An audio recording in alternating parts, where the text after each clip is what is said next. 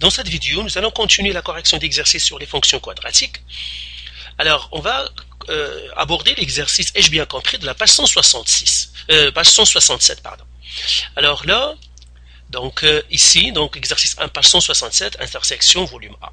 Ici, qu'est-ce qu'ils nous disent?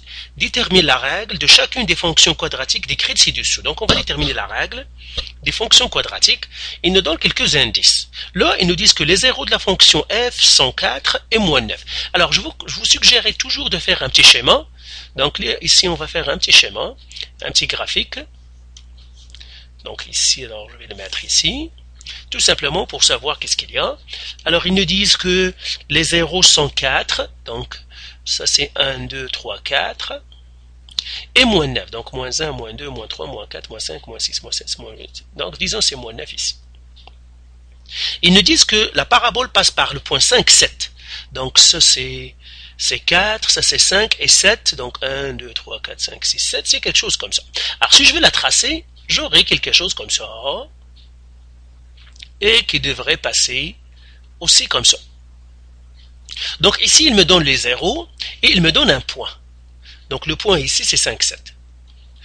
Donc puisque j'ai les zéros, c'est la forme factorisée que je dois utiliser. Donc là, je vais écrire f de x. Elle est égale à a, facteur de x moins x1, facteur de x moins x2. Là, il me donne les zéros, donc j'écris les zéros ici qu'il me donne. En fait, il me donne 4 moins 9. Et puis, il me donne un point. Comme ça, il me donne en fait 5, 7. Alors là, il suffit que je remplace par ce que je connais. Donc, f de x, elle est égale à a. Facteur de x moins. Alors, le premier 0, c'est 4. Donc, je ferai comme ça. Facteur de x moins. Ben, l'autre 0, c'est moins 9. Donc, ça va être moins 9.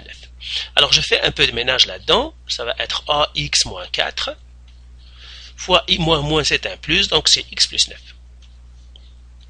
Donc, ça, c'est f de x. Et là, je la souligne. C'est ma fonction intermédiaire. Il me manque le a.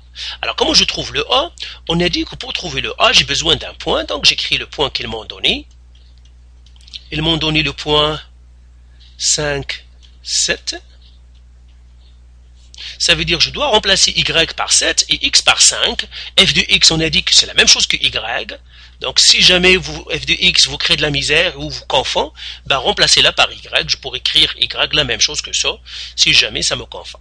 Donc, j'ai 7 égale à a, fois x c'est 5, moins 4.